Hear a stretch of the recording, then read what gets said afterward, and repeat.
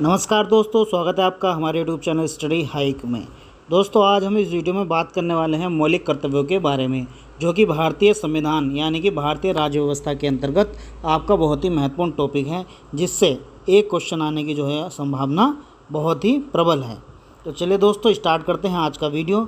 जिन लोगों ने हमारे चैनल को सब्सक्राइब नहीं किया, सब्सक्राइब ज़रूर कर लें। चलिए दोस्तों, स्टार्ट करते हैं मौलिक कर्तव्यों के बारे में। बात करते हैं कि मौलिक जो कर्तव्य हैं वो हमारे संविधान में कहाँ कहाँ दे रखे हैं। तो हमारे संविधान का जो भाग 4 है उसके अंतर्गत जो है मौलिक कर्तव्यों को स्थान दिया गया है। अगर अनुच्छेद की बात करें तो अनुच्छेद 51 के जो है इसके अंतर्गत आता है, जहाँ मौलिक कर्तव्यों का जो है वर्णन दिया गया है। बात करते हैं कि मूल संविधान में क्या इन कर्तव्यों को जगह दी गई थी, तो नहीं दी गई थी। मूल संविधान में मौलिक कर्तव्यों को जो है मंजूरी नहीं दी गई थी। इन्हें जो है 42वें संविधान संशोधन के तहत सन 1976 में संविधान में जोड़ा गया है, जिसमें कि 10 कर्तव्य जो संविधान में जोड़े गए हैं 1976 में 42वें संशोधन के तहत। बात करते हैं कि इन जो कर्तव्यों को कौन सी समिति के आधार पर जो है जोड़ा गया है, तो उस समिति का नाम है सरदार स्वर्ण सिंह समिति। इसे आपको ध्यान रखना है। यह 1976 में गठित की गई थी और इसी की सिफारिश के आधार पर जो है मौलिक कर्तव्यों को संविधान में जगह दी गई है। बात इसमें एक ध्यान रखने वाली ये है कि ये जो सरदार स्वर्ण सिंह समिति थी, इसने केवल 8 मौलिक कर्तव्यों को जोड़ने की जो है सरकार से सिफारिश की थी, लेकिन सरकार ने इसके अंतर्गत जो है 10 मौलिक कर्तव्यों को जोड़ा है, जिसमें कि 2 एक्स्ट्रा हैं इसकी सिफारिश के अनुसार। बात करते हैं कि मौलिक कर्तव्यों को जो है भारतीय संविधान में कहाँ से लिया गया है, तो सोवियत संघ रूस से जो है मौलिक कर्तव्यों को लिया गया है, USSR जिसे हम कहते हैं।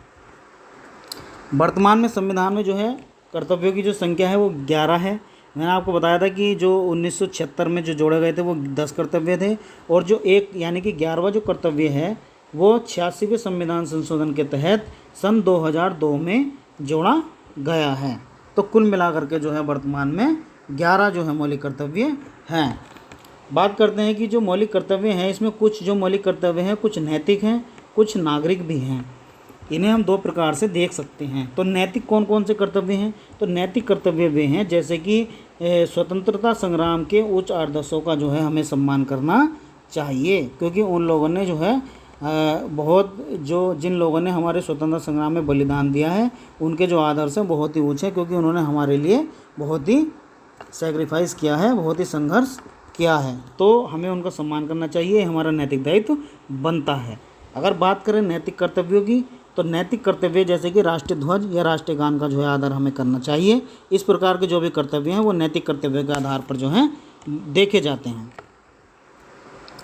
बात करते हैं कि जो मूल कर्तव्य हैं केवल नागरिकों के लिए ही हैं, जैसे कि मौलिक अधिकार नागरिकों के लिए और गैर नागरिकों के लिए, यानी कि कुछ विदेशों के लिए भी हैं। इस प्रकार से जो है मौलिक कर्तव्य नहीं है, ये केवल नागरिकों के लिए ही हैं।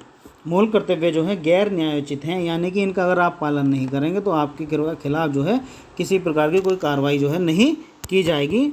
लेकिन इसके अंतर्गत भी जो है 1999 एक समिति का गठन किया गया मौलिक कर्तव्यों को प्रभावी बनाने के लिए, जैसे कि राष्ट्रीय गान और राष्ट्रीय ध्वज का जो है सम्मान करना चाहिए। तो अगर आप राष्ट्रीय ध्वज का अपने सम्मान नहीं करते हैं तो उसके जो है आपको सज़ा या आपके खिलाफ जो है जुर्माना लगाया जा सकता है। वो कैसे लगाया जा सकता है, तो ये जो 1999 JS वर्मा समिति जो गठित की गई थी, इसने सिफारिश की थी कि आप इस प्रकार के कुछ अधिनियम अलग से बनाइए संसद के द्वारा, जिससे कि अगर कोई अपने राष्ट्रीय ध्वज आदि का जो है अपमान करता है या उसे इधर उधर फेंकता है या उसको गलत तरीके से अपने पास रखता है, लगाता है अपनी घर की छत पर, तो आप उसके खिलाफ जो है कार्रवाई कर सकते हैं।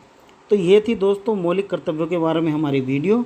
तो आपको अगर वीडियो अच्छी लगी है तो आप लाइक कीजिए, शेयर कीजिए और कमेंट में हमें ज़रूर बताएं। चलिए दोस्तों, नेक्स्ट वीडियो में मिलते हैं। नमस्कार।